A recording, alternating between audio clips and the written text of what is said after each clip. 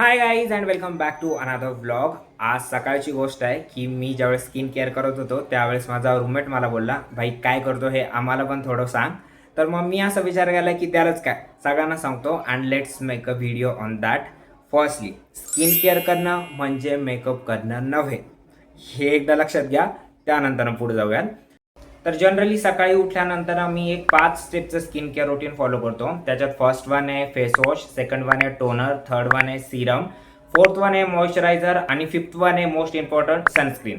तर मग आता मी कोणते प्रोडक्ट यूज करतो ते मी दाखवतो. बट बिफोर दॅट, हा व्हिडिओ कोणत्याही ब्रँडचं प्रमोशन करत नाहीये. आपण अजून तेवढे मोठे युट्यूबर झालो नाही की आपल्याला कोणता ब्रँड प्रमोट करतोय. जस्ट जे मी फॉलो करतोय ते मी तुमच्यासोबत शेअर करतोय. त्याच्यामुळे कोणताही प्रोडक्टची मी स्वतःही गॅरंटी घेत नाही. मी यूज करतो म्हणून मी तुमच्यासोबत शेअर करतोय. तर फेस वॉशमध्ये मी सिटाफिलचं जेंटल फेस वॉश यूज करतो. ॲक्च्युली जेंटल याच्यामुळं माझी स्किन थोडी ऑइली आहे आणि थोडीशी ड्राय पण आहे. म्हणजे कॉम्बिनेशनल स्किन टाईप आहे माझा. आणि मग मी त्यामुळे सेटाफिलचं जेंटल स्किन क्लिन्झर यूज करतो. ज्यांची ऑइली आणि ड्राय स्किन आहे तर त्यांच्यासाठी सेटाफिलचे वेगळे वेगळे कॉम्बिनेशन आहे, तुम्ही ते पण ट्राय करू शकता. तर त्यानंतर आहे टोनर. तर फर्स्टली टोनर काय असतं मी ते सांगतो की ज्यावेळेस आपण फेस वॉश करतो तर फेस वॉश केल्यामुळं आपल्या चेहऱ्याचे बरेचसे पोर ओपन होतात. तर ज्यावेळेस आपण फेस वॉश करतो तर फेस वॉश केल्यानंतर ना आपल्या चेहऱ्याचे बरेच पोर्स ओपन होतात. तर मग ते पोर क्लोज करण्यासाठी आपण टोनर यूज करतो. टोनर म्हणून मी जनरली रोज वॉटर यूज करतो. आणि जर तुम्हाला रोज वॉटर यूज करायचं नसेल तर प्लमचे जे टोनर आहे ते चांगले आहे, पण मी गुलाबजलच यूज करतो. त्यानंतर ना थर्ड स्टेप आहे ती म्हणजे सिरम. आणि सिरममध्ये मी यूज करतोय क्लिमिलिसचं 10% नायासिनामाइड. याच्या अगोदर म्हणजे हे मी मागच्या 3-4 महिन्यांपासून यूज करतोय. त्या अगोदर मी डॉटेंकीचं विटॅमिन सी सिरम यूज करायचो. बट त्यापेक्षा मला नंतरनं याचं सजेशन आलं किंवा हे मला बेटर वाटलं, तर मग त्यानंतर मी हे यूज करायला सुरुवात केलंय. त्यानंतर आहे मॉइश्चरायझर. मॉइश्चरायझरमध्ये मी पॉन्ड्सचं सुपर लाईट जेल यूज करतो.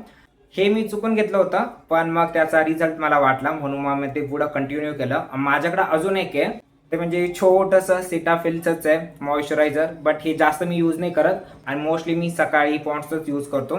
तर मग या दोन्हीपैकी जर सुटेबल असेल तर तुम्ही कोणतं पण यूज करू शकता, दोन्ही पण चांगले आहेत.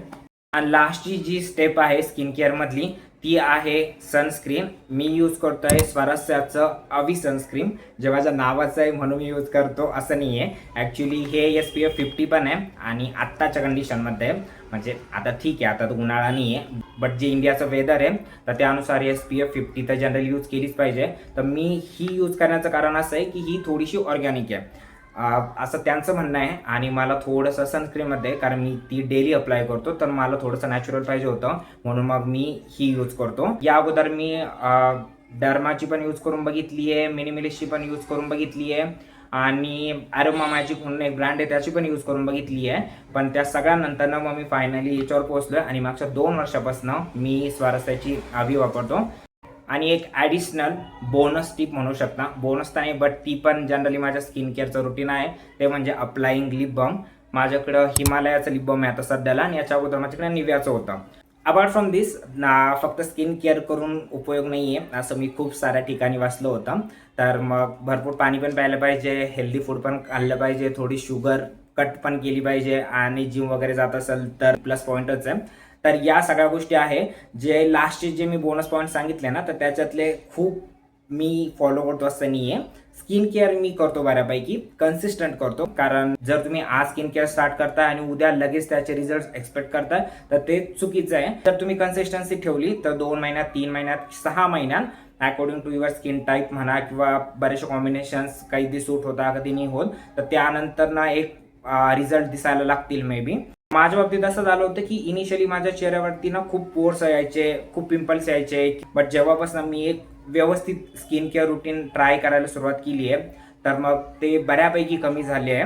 आणि या व्यतिरिक्त सांगायचं असं की हे प्रोडक्ट्स मी यूज करतो आणि हे खूप साऱ्या परम्युटेशन कॉम्बिनेशन नंतर मला असं कळालं की हे मला सूट होत आहे. आणि प्रत्येक कोणता पण जर मी प्रोडक्ट यूज करतो ना तर त्याची पॅच टेस्ट करतो. पॅच टेस्ट म्हणजे अगोदर इथे झालं किंवा कानाच्या मागे आपण थोडंसं प्रोडक्ट अप्लाय करून बघायचं, 24 आवर्स वेट करायचं. जर काही रिॲक्शन झाली तर डू नॉट यूज दॅट. तर मग त्याला पॅच टेस्ट म्हणता जनरली. आणि खूप साऱ्या कॉम्बिनेशन नंतर मला असं वाटतं की हे माझ्यासाठी सुटेबल आहे. तसं तुमचेही जर तुम्ही ट्राय करणार असेल तर मग थोडा टाइम घ्या, कोणत्या स्किनला सूट होतंय, तुम्ही कोणत्या रिझनसाठी कोणता प्रोडक्ट यूज करताय त्याच्यावर थोडा रिसर्च करा आणि मग यूज करायला सुरुवात करा. आणि जर काही डाऊट्स असतील तर please comment down, I will surely give you reply. Yeah that's it for this vlog. Then भेटूयात नेक्स्ट व्लॉगमध्ये. तोपर्यंत आपल्या चॅनलला सबस्क्राईब करा. Bye bye.